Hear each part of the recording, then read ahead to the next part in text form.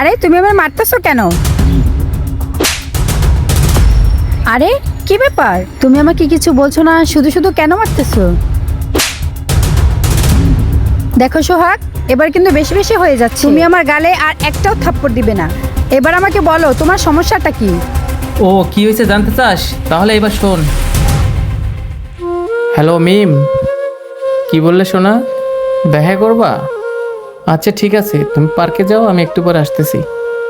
হ্যাঁ হ্যাঁ, আমার বেশি সময় লাগবে না, এই যে ধরো 20 মিনিট। আঙ্কেল আঙ্কেল আরে কে তুমি? আঙ্কেল, আপনি আমাকে চিনবেন না? আপনি প্লিজ আমার আম্মুকে বিয়ে করেন না। আরে কি বলতেছো তুমি এসব? আমি তোমার আম্মুকে কেন বিয়ে করতে যাবো? আঙ্কেল, আমি জানি আপনি প্রতিদিন আমার আম্মুর সাথে দেখা করেন। আমি শুনছি আপনি আমার আম্মুকে বিয়ে করবেন। আর আম্মু, তুমি এসব কি বলতেছো? তোমার আম্মুর নাম কি বলো দেখি? আঙ্কেল, আমার আম্মুর নাম মিম। আর তুমি কোন মিমের কথা বলতেছো? দেখো তো এই ছবিটা, এটা নাকি? হ্যাঁ আঙ্কেল, এটাই তো আমার আম্মু। আঙ্কেল, আপনি যদি আমার আম্মুকে বিয়ে করেন তাহলে আমার আব্বুর সেবা যত্ন করবে কে? তোমার আব্বুর সেবা যত্ন মানে? কেন, তোমার আব্বুর কি হয়েছে? আঙ্কেল, আমার আব্বুর প্যারালাইসিস, 3 বছর ধরে খাটে শুয়ে আছে।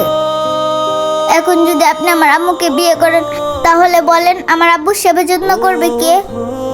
এখন যদি আপনি আমার আম্মুকে বিয়ে করেন তাহলে তো আমি মা হারা হয়ে যাব। আর 2 দিন পর আমার বাবার সেবা যত্ন না পেয়ে বাবাও মারা যাবে। তখন তো এই দুনিয়াতে আমার আপন বলতে আর কেউ থাকবে না। তখন আমি কার কাছে যাব? আচ্ছা আচ্ছা আম্মু, কান্না করো না তুমি। তোমার এই আঙ্কেল বেঁচে থাকতে তোমাকে মাহারা আর বাবাহারা কেউ করতে পারবে না। আর আমি তোমাকে কথা দিচ্ছি মামুনি, আজকের পর থেকে আমি আর তোমার মায়ের সাথে কোনো প্রকার সম্পর্ক রাখবো না, বুঝছো? তুমি আর কান্না করো না। সত্যি বলতেছেন আঙ্কেল? হ্যাঁ মামনি, আমি সত্যিই বলতেছি। এই যে নাও, এখানে কিছু টাকা আছে, এটা দিয়ে তুমি তোমার বাবার জন্য কিছু কিনে নিয়ে যেও, ঠিক আছে মামনি? আর তুমি চিন্তা করো না মামনি, তোমার এই আঙ্কেল তোমাকে কথা দিছে না, সে কথা আমি রাখবো। ঠিক আছে, তুমি এখন বাসায় যাও। আচ্ছা আঙ্কেল, ঠিক আছে। হ্যাঁ যাও। আজকে ওর সাথে দেখা করে নিই।